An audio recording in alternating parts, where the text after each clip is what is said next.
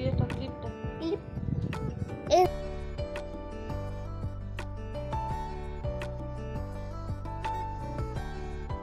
আমাদের গ্রুপের মিটিং আছে, মানে লোন দেওয়ার দিন আর কি, 12 তারিখ।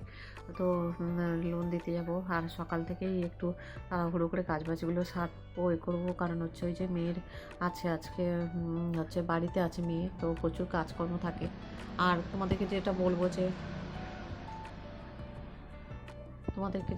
আর কি, যে এই গ্রুপের লোনটা নিয়ে আমাদের অনেক উপকার হয়, জানো তো।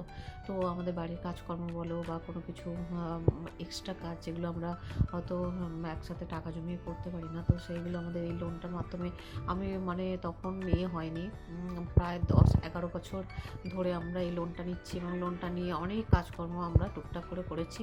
আর 10 মাসে শোধ করে দিয়ে আবার নিই, এরকমভাবে আমরা একটু একটু করে অনেক কাজকর্ম, মানে ঘরের কাজকর্ম, বিশেষ করে আমি যেটা করেছি ঘরের কাজকর্ম এবং টুকটাক আমার বিজনেসে আমি লাগাই। তো এই লোনটা নিয়ে প্রথমে আমাদের লোন একদম কম পেতাম, 5 থেকে 6 হাজার টাকা এরকম লোন পেতাম। তো এরকম একটু একটু করে নিয়ে এখন প্রায় 1 লাখ 1.5 লাখ পর্যন্ত দেয়। তো গিয়ে নিয়ে আমাদের বাইরে যে পায়খানা বাথরুমটা আছে ওটা করানো হয়েছে, ঘরের কাজকর্ম অনেক কিছু করানো হয়েছে এই লোন নিয়ে। তো আজকে সেই যাবো আর কি টাকা দিতে। তো টাকাটা নিতে যতটা সোজা লাগে, যে কোনো লোনের টাকাই বলো, নিতে যতটা সোজা লাগে, কিন্তু দেওয়ার সময় সেটা একটু চাপেরই হয়। তো আমাদের এই নিম্ন মধ্যবিত্ত পরিবারে লোন নিয়ে যে কোনো কাজ করতে হয় আর কি, একসাথে অত টাকা আমরা একসাথে তো জমাতে পারি না। তো এই বাড়ি ঘর সমস্ত কিছুই লোনের উপরেই মানে দাঁড়িয়ে বলতে গেলে।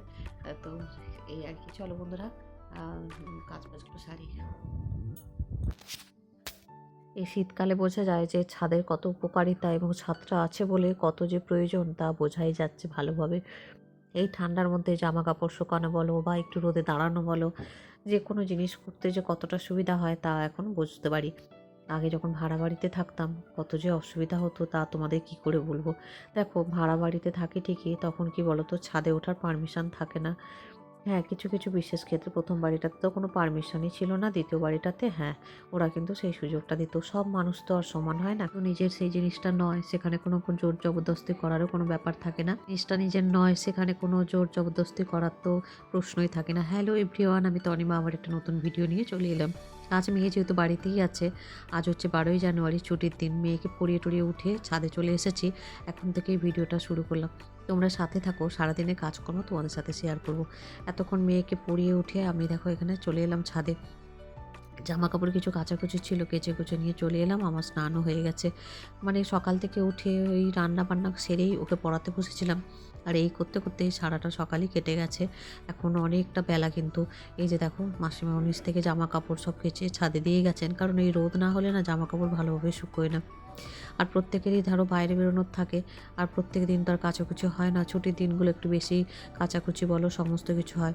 আমি যেহেতু স্নান করেছি তাই মপটা, এখানে রোদ লাগছে বললাম শোনা এখানে মপটা দিয়ে দাও, আমি পুজো করবো তো এখন আর মবে হাত দেবো না আর কি।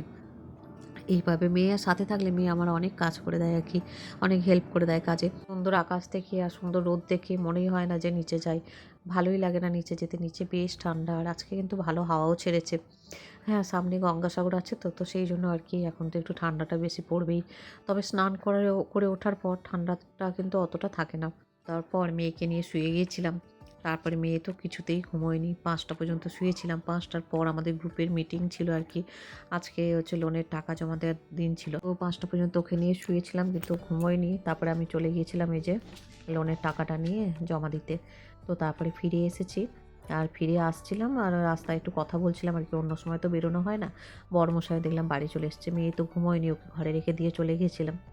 তো এসে দেখছি এই যে মেয়ে এখানে ব্যাগ ট্যাগ নামিয়েছে, পড়তে বসবে, এখন প্রায় 6:30টার মতো বাজে।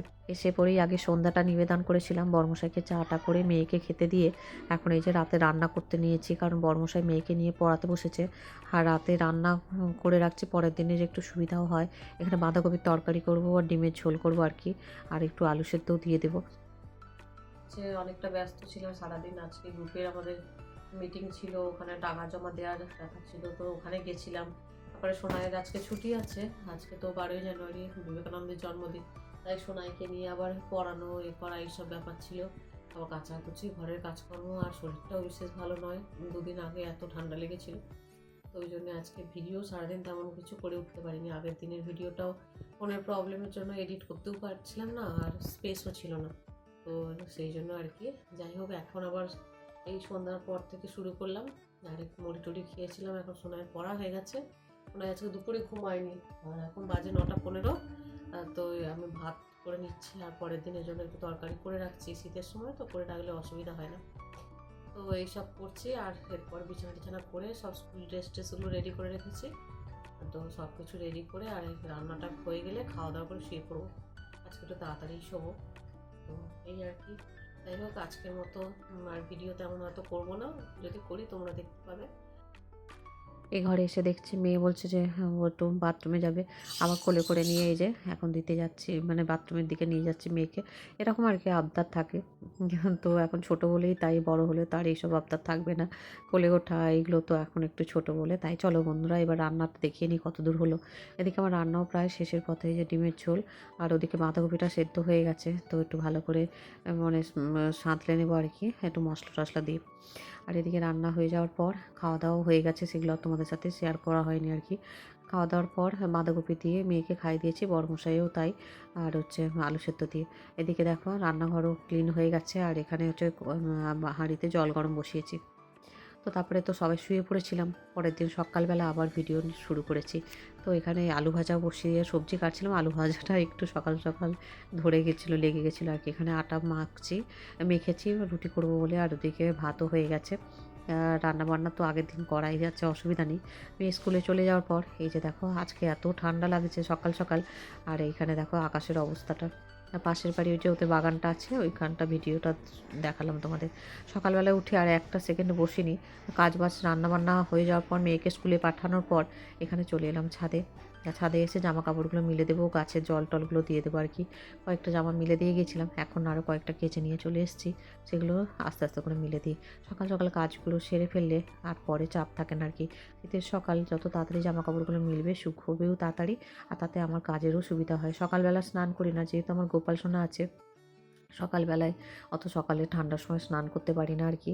আর সেই জন্য জামা কাপড় ছেড়ে গায়ে গঙ্গা জল দিয়ে গোপাল সোনার কে তুলে ভোগটা দিয়ে দিই সকালে আর কি। আর সেই জন্য আর কি জামা কাপড় ছেড়ে সব ধুয়ে টুয়ে নিয়ে পরিষ্কার পরিচ্ছন্ন হয়ে নিলাম। আর এগুলো মিলে দিয়ে গিয়ে আর আমার গোপাল সোনাকে আবার তুলবো। সকালে পূজাটা সেরে নিলে অনেকটা কাজ আমার কমে যায়। এদিকে বাসি কাজ তো সবই হয়ে গেছে, ঘর মোছা টোছা সবই হয়ে গেছে, রান্নাঘরটাও ক্লিন করে নিয়েছি।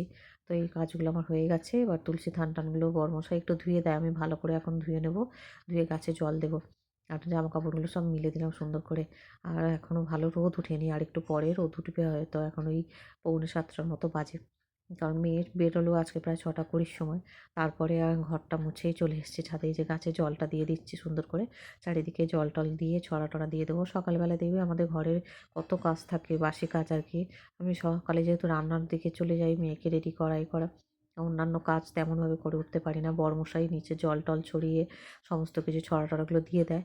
বাকি যেটুকু থাকে সেটুকু আমি মেয়েকে স্কুলে পাঠানোর পর করে নেব। কারণ ওই যে আগের তাদের টাইমে তো দিতেই হবে, ছাড়তে হবে না।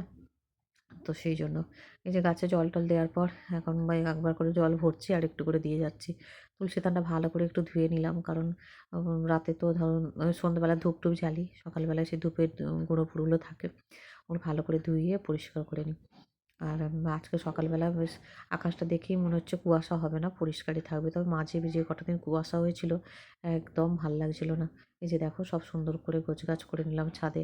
এবার একদিন আবার একটু ভালো করে ওই নারকেল কাঠির যে ঝাঁটা থাকে ওই দিয়ে ভালো করে ঝাড় দিতে হবে। ঝাড়ু দিয়ে দিলে না সবসময় হয় না আর কি। তো নিচে চলে এসেছি, এসে আর পূজাটা করে নিলাম। দেখো ভগবানের এই যে দর্শন করিয়ে দিলাম, গুরুদেবের মুখ টুক মুছিয়ে গোপাল সোনার জামা কাপড় ছাড়িয়ে সমস্ত কিছু কাজ বাজগুলো করবো এবার। ঠাকুরের কাজ করতে অনেকটা সময় লাগে। সকাল সকাল পুজো হলে ঘরে ধূপ টুপ দিলে বেশ মানে সুগন্ধিও হয়, আর ঘরটা বেশ একটা পজিটিভ এনার্জিতে ভরপুর হয়ে যায়। আমার বেশ মন থেকে ভালো লাগে আর কি। যাই হোক, এরপরে আমি একটু চাটা খাবো। সকালে পূজা অর্চনা করে আর এখন একটু চা মুড়ি নিয়ে বসে পড়লাম, চা মুড়ি বাদাম ভাজা। তো এই খেতে খেতে আজকের ভিডিওটা এন্ড করলাম। এরপরে আর কোনো ভিডিও করিনি। পরের ভিডিওতে তোমাদের সাথে দেখা হচ্ছে। Bye bye.